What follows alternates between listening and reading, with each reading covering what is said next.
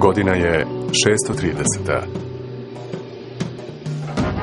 Slovenska plemena su tokom posljednjih 15 godina našla novu domovinu na teritoriji nekadašnjeg vizantijskog Ilirika.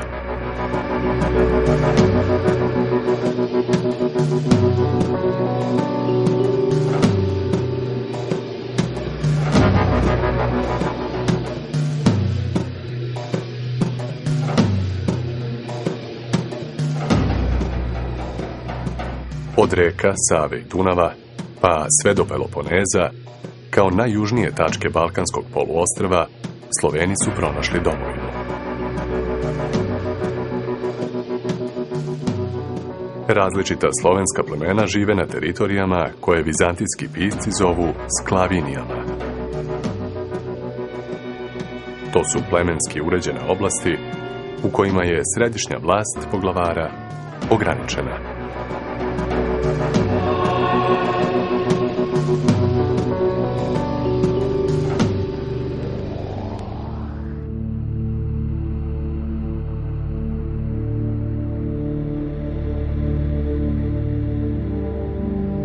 Vizantijska vlast gotovo da se više nije prostirala nad oblastima severno od Soluna i Sardike.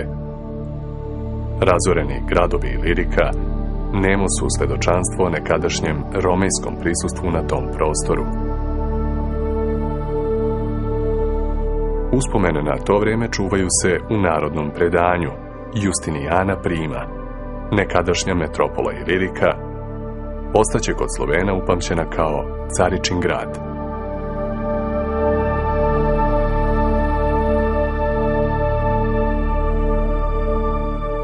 Imena stotina vizantijskih gradova u Iliriku bit će zauvek izgubljena, a sećanje na njih zamenit će srpski opšti pojam za napušteni grad, gradina ili gradište. Sećanje na staro stanovništvo Ilirika najčešće se u slovenskom pamćenju izjednačava sa Grcima. Grčka groblja, grčki gradovi.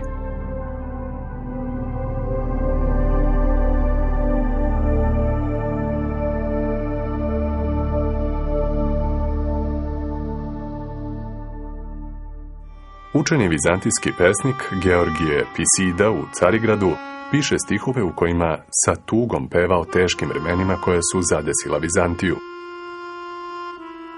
U jednom stihu kaže da se i varvari međusobno bore. Avar ubija Slovena i potom biva ubijen.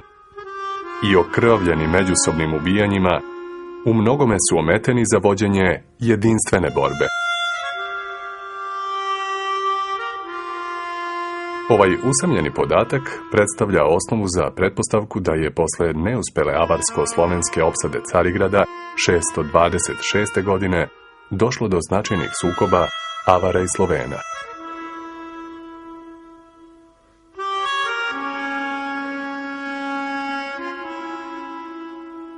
U to vreme, već više od jedne decenije, panonski Sloveni i Sloveni sa Donjeg Dunava žive duboko na vizantijskoj teritoriji, u Iliriku i Dalmaciji.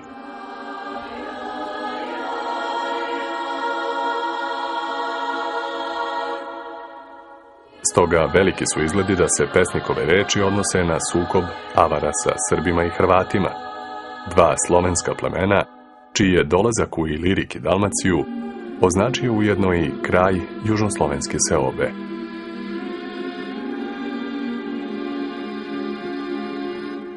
Jedini spis koji govori o doseljavanju Srba u nekadašnju carsku provinciju Dalmaciju jeste De administrando imperio, učenog bizantijskog cara Konstantina VII. Porfirogenita. U tom zanimljivom delu, koje je bilo zamišljeno kao vladarsko uputstvo carevom sinu i nasledniku Romanu, izloženo je ono što je car prikupio o Srbima, vremenu njihovog doseljavanja, uslovima pod kojima su se nastanili na novoj teritoriji, političkoj istoriji, upravnoj strukturi, primanju hrišćanstva. Najstariji rukopis De administrando imperio potiče iz 70. godina 11. veka i pripadao je Cezaru Jovanu Duki, tada drugome čoveku carstva. Od 29. do 36. poglavlja tog dela Konstantin Porfirogenit je napisao ono što je prikupio, bilo preko vizantijskih činovnika, bilo preko samih Srba, o prošlosti Srba, Hrvata, Zahumljana, Travunjana, Pagana i Dukljana.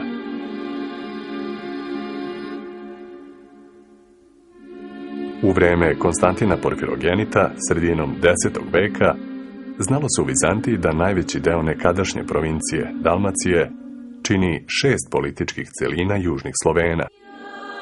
Za Zahumljane, Travunjane i Pagane Porfirogenit izričito kaže da su srpskog porekla.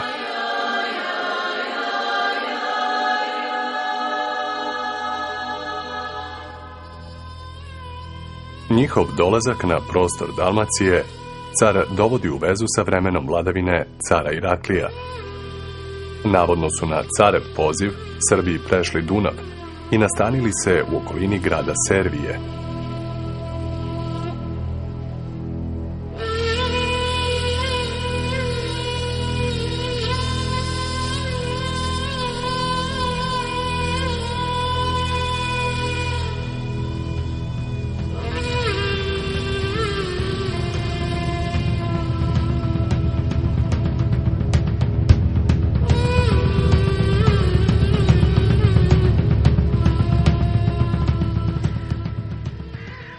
Posle izvesnog vremena odlučili su da se vrate u svoju staru domovinu. Dobivši otpust od cara, stigli su do Singidunuma, današnjeg Beograda, prešli Dunav, a zatim uvidevši da su Avari u međuvremenu obnovili snagu svog poljuljanog Hrganata i prevlast nad panonskim Slovenima, ponovo se predomislili i preko vizantijskog zapovednika Singidunuma zatražili od Iraklija da im dodeli novu zemlju za naseljavanje. Car, udovoljivši njihovoj želji, naseli ih u predelima Dalmacije, koja je barbarskim pustošenjima ranijih decenija bila sasvim zapustela i u kojoj su Srbi živeli sve do Porfirogenitovog vremena.